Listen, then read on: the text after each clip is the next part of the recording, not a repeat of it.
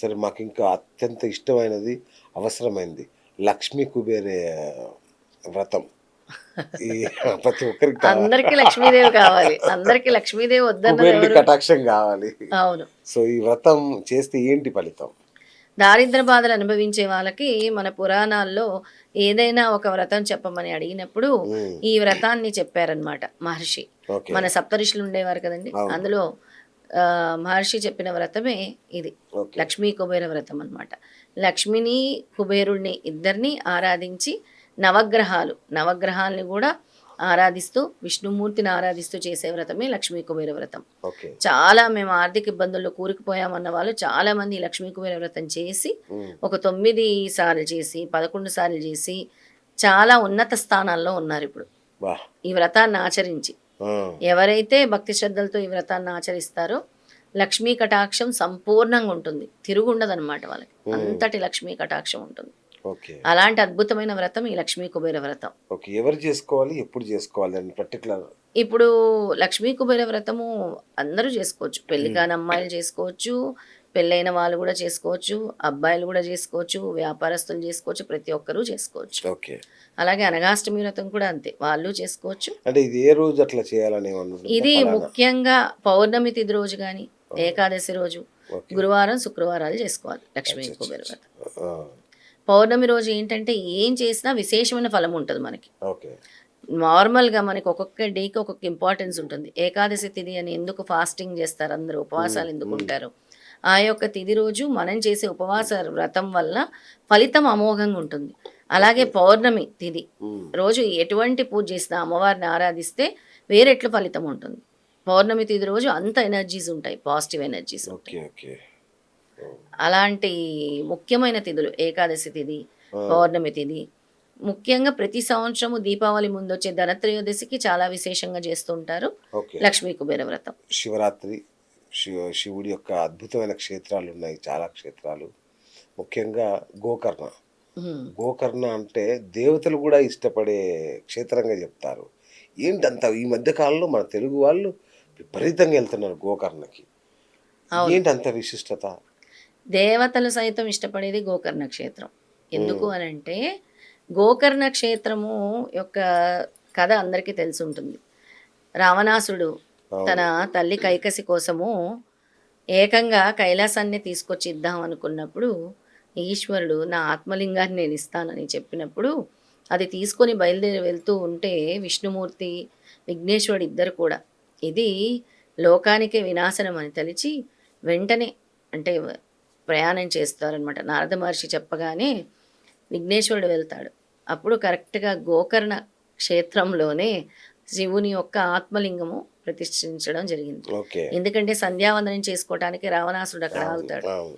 అప్పుడు విఘ్నేశ్వరుడు వేరే మారు రూపంలో బ్రాహ్మణుడు బాలకుడిలా వస్తాడు. వచ్చి నేను 3 సార్లు పిలుస్తాను, రాకపోతే ఇక్కడే దాన్ని నేను వదిలేస్తాను అని చెప్తాడు. అవును. అలా తను వెళ్ళిన తరువాయే వెంటనే పిలుస్తూ ఉంటాడు. ఓ రావణ, ఓ రావణ, ఓ రావణ అని పిలుస్తూ ఉంటాడు అనమాట. ఆ!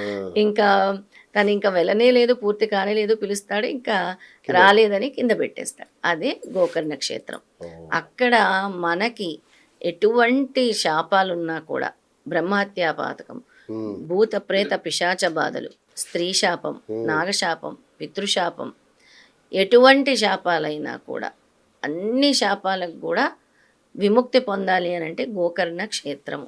ఓకే. ఆ గోకర్ణ క్షేత్రంలో మనం చూడాల్సింది విఘ్నేశ్వరుడు గుడి, ఆ, మన ఆత్మలింగం, మహాబలేశ్వరుడు, తామ్రగౌరి, ఇంకా చాలా విశేషమైన ప్రదేశాలు ఉన్నాయి అక్కడ. ఓకే. శ్రీవల్లభ స్వామి స్వయంగా పూజించినటువంటి శివలింగం కూడా ఉంది. హ్మ్. కోటి తీర్థం ఉంది అక్కడ. ఆ కోటి ఓకే. తీర్థం కూడా చాలా విశేషమైనది. అలాంటి అద్భుతమైనవన్నీ కూడా గోకర్ణ క్షేత్రంలో ఉన్నాయి. ఓకే. గోకర్ణ క్షేత్రానికి వెళ్ళాలన్నా కూడా భగవంతుడు మనకు అవకాశం ఇస్తేనే ఆ క్షేత్రంలో అడుగు పెడతాం. బా!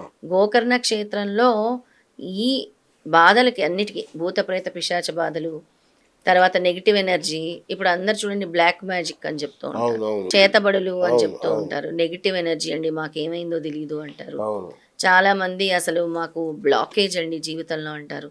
చాలామంది మాకు పితృశాపాలండి, అసలు మాకు అది పితృశాపాలని కూడా తెలియదు అంటారు. చాలామంది నన్ను దెయ్యం పట్టి పీడిస్తుంది, రాత్రిపూట కల్లోకి అవును. వస్తుంది అంటారు. అవును. వీటన్నిటి నుంచి బయటపడాలంటే గోకర్ణ క్షేత్రంలో మోక్షనారాయణ బలి అనే పూజ చేయించుకోవాలి. మోక్షనారాయణ బలి పూజ. ఓకే. ఆ పూజ గోకర్ణంలో మాత్రమే చేస్తారు, గోకర్ణ క్షేత్రంలో మాత్రమే.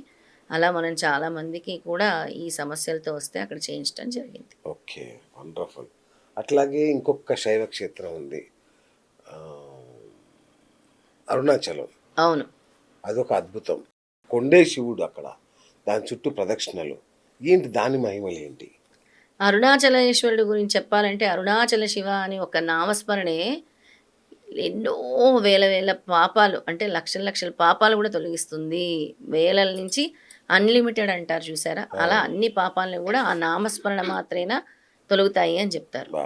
ప్రపంచంలో అత్యంత శక్తివంతమైన క్షేత్రం ఏదైనా ఉంది అంటే అరుణాచల క్షేత్రం. డైరెక్ట్గా కాస్మిక్ ఎనర్జీ అనేది ఈ అరుణాచల క్షేత్రానికి వస్తుంది, యూనివర్స్ నుంచి. ఆ ఎనర్జీ అనేది చాలా ఎక్కువగా అరుణాచల క్షేత్రంలోనే ఉంది అని మన శాస్త్రాలు చెబుతున్నాయి. దాని యొక్క మన పురాణాలు చెప్తున్నాయి అరుణాచల క్షేత్రం గురించి. ఓకే. గిరి ప్రదక్షిణ చేయటం వల్ల మోక్షం, అంటే మోక్షం వైపు వెళ్ళాలి, అడుగులు వేయాలనుకునే వాళ్ళకి గిరి ప్రదక్షిణ కూడా చాలా, అంటే నీ జీవితము అరుణాచలం వెళ్ళక ముందు వెళ్ళిన తర్వాత అని కూడా చెప్తారు.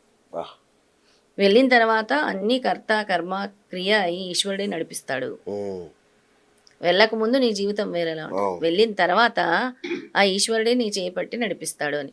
అక్కడ అన్ని వాయులింగం ఉంటుంది, అగ్నిలింగం ఉంటుంది, కుబేరలింగం ఉంటుంది. అన్ని లింగాల్ని దర్శించుకుంటూ చేయవలసిన ప్రదక్షిణే గిరి ప్రదక్షిణ.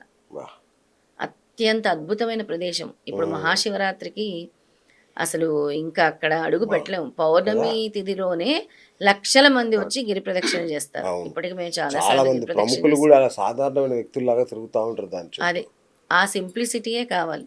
ఓకే. అహంకారం నశించడానికి తొలిమెట్టే అరుణాచల క్షేత్రం అని చెప్తాను. రైట్. ఇక దత్తుడికి ఇష్టమైన ప్రాంతం గానుగాపూర్ అని చెప్తారు. అక్కడ మొత్తం కాశీ ప్రయాగకు సమానమైన అష్టతీర్థాలు ఉన్నాయంటారు. ఏంటి అంత గానుగాపూర్? ఈ మధ్య కాలంలో కూడా చాలా మంది వెళ్తున్నారు అక్కడికి, విపరీతంగా జనం వెళ్తున్నారు మన తెలుగు వాళ్ళు. ఏంటి అక్కడ ఎక్కడ లేని క్రేజ్ గానుగాపూర్కే వచ్చింది. ఎందుకు అని అంటే కోరికలు వెంటనే తీరిపోతున్నాయి. ఎక్కడైతే కోరికలు వెంటనే తీరిపోతాయో అక్కడికి జనం వెళ్తారు. గానుగాపూర్ ఎందుకు అద్భుతమైన క్షేత్రం అంటే నృసింహ సరస్వతి రెండో అవతారం, దత్తాత్రేయ స్వామి వారి రెండో అవతారం, శ్రీవల్లభ స్వామి తర్వాత అవతారం నృసింహ సరస్వతి తమ శిష్యులకు అభయహస్తం ఇచ్చారు, తమ భక్తులకు. నేను అంతర్ధానం అయినా కూడా నా పాదుక రూపంలో నేను ఇక్కడే ఉంటాను, ఔదంబర వృక్షంలోనే నేను ఉంటాను. ఎవరైతే ఇక్కడ నదీ సంగమంలో స్నానం చేసి నా ఔదంబర వృక్షం చుట్టూ ప్రదక్షిణలు చేసి ఎవరైతే నా పాదుకా దర్శనం చేసుకుంటారో వాళ్ళ కోరికలు నేను తీరుస్తాను. ప్రతిరోజు మధ్యాహ్నం 12 గంటలకి నేను ఏదో ఒక రూపంలో భిక్ష స్వీకరిస్తాను మీ ఇళ్ళకు వచ్చి అని భాస్కర్ శర్మకి మాటిస్తారు.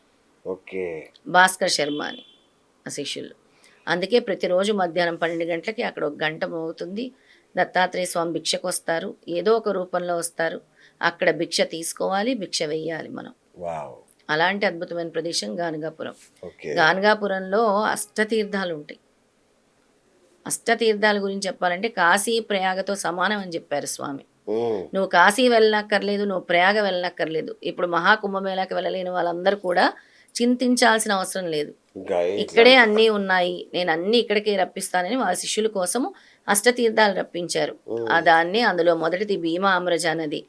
అది నదీ సంగమంలో ఉంటుంది. అమరజ అంటే దేవతలు అమృతం తీసుకెళ్తుంటే చుక్క పడింది, ఆ చుక్కే అమరజ నది. తర్వాత షట్కుల తీర్థం, తర్వాత రుద్రపాద తీర్థం, తర్వాత చక్రతీర్థం, తర్వాత మన్మథ్. 8 తీర్థాలు, అన్నీ కూడా 8 తీర్థాలు ఉన్నాయన్నమాట. భీమా అమరజ, షట్కుల తీర్థము, పాపనాశ తీర్థము, చక్ర తీర్థము, రుద్రపాద తీర్థము, మన్మథ తీర్థము. ఇవన్నిటికి కూడా ఒక్కొక్క విశేషం, ఒక్కొక్క తీర్థంకి ఒక్కొక్క విశేషం చెప్పారు స్వామి. రుద్రపాద తీర్థంలో పెద్దలకి పితృతర్పణాలు వదలాలని చెప్పారు. చక్ర తీర్థంలో స్నానం చేయటం వల్ల నీ జ్ఞానం లభిస్తుందని చెప్పారు.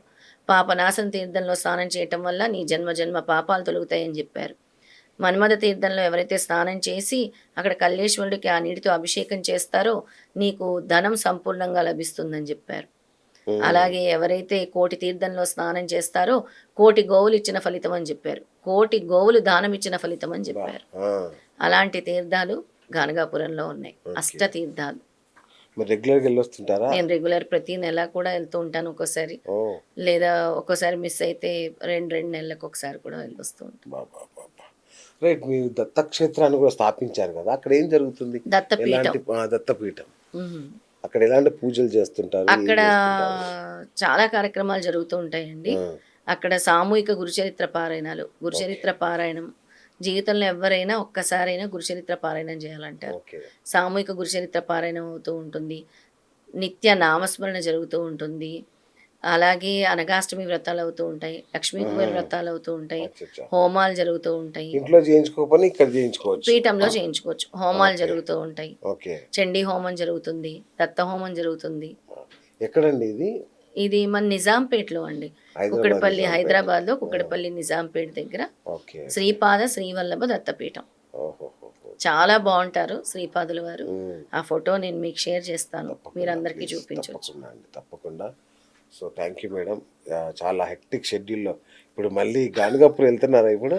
గానగాపూర్ కాదండి, ఉజ్జయిన్ వెళ్తున్నాను, మహాకాల్ వెళ్తున్నాను శివరాత్రి సందర్భంగా. అచ్చచ్చా. కుంభమేళా వెళ్ళొచ్చాను, ఇప్పుడు శివరాత్రి సందర్భంగా ఉజ్జయిన్ మహాకాళేశ్వరుడి దగ్గరికి వెళ్తున్నాను. మీరు ఈ మహాకాల్ పుణ్యక్షేత్రాలు అన్నిటి నడుచుకుంటూ కూడా వెళ్ళొచ్చారు కదా?